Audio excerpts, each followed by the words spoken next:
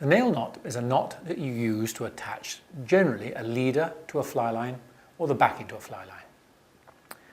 It's again a little bit more complicated. There are a lot of tools out there on the market and you can utilize tools, and tools certainly make it easier and quicker, but sometimes you're out in the water and something happens and you don't have a tool. So I'm just going to run over the basic nail knot, how to tie it without a tool.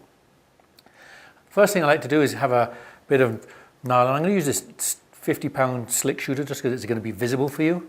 So I chop off a foot of that. You can equally use a bit of 20-pound regular nylon, which I'm not going to use because of the visibility. Or if the worst comes to the worst and you don't even have a bit of that, and you're just trying to attach a leader to your fly line, you just simply chop off about 4 inches of your leader butt section, and that is a nice thick piece. So basically, you're chopping yourself off a thick piece of tippet, of nylon.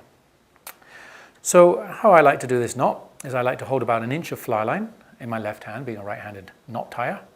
And I like to take a bit of this red stuff here, probably about 8 inches pointing to the left-hand side, and just pinch it at that 1 inch point here. I then take the yellow and kind of nippily and dexterously fold it in half like that and make a little loop in this bright yellow stuff. And then I lay that loop on top of this. So I've got a kind of a 4 meat sandwich. I've got the fly line here, the leader here, and then the 2 parts of the loop.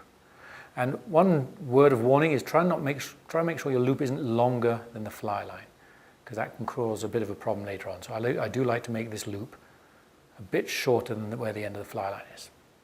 So that's my setup. Now what I like to do is kind of readjust my grip. So I'm going to pinch all this with my right hand and bring my left hand in over from the top, but leaving behind the red.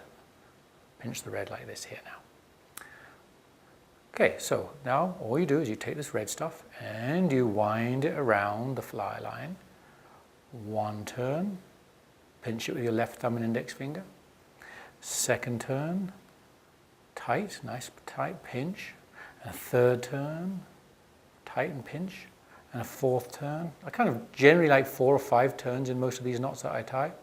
And then you just pinch that whole column of 4 turns in your left hand here and thread the red through this stiff section here.